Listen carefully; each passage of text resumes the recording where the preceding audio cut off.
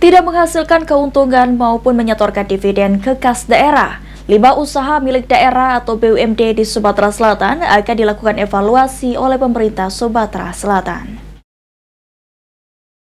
Sudah tidak menghasilkan keuntungan maupun menyetorkan dividen ke kas daerah, 5 usaha milik daerah atau BUMD di Sumatera Selatan akan dilakukan evaluasi oleh pemerintah Sumatera Selatan.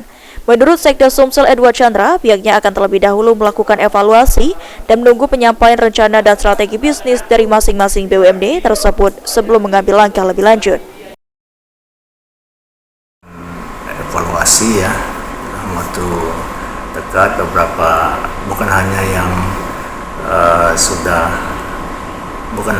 belum menghasilkan dividen, tapi juga yang lainnya ada 11 BUMD juga akan dievaluasi juga oleh Pak Gubernur, dan baik itu dalam kerangka strukturnya, organisasinya, kemudian juga dalam kinerjanya dilihat dalam waktu dekat nanti satu persatu akan dilakukan evaluasi yang tujuannya adalah untuk meningkatkan mutu atau tujuan dari pendirian BUMD tersebut.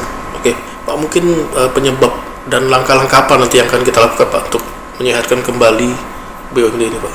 Ya, kita lihat satu persatu nanti dari BUMD ini persoalan apa yang menjadi kendala sehingga belum bisa menghasilkan.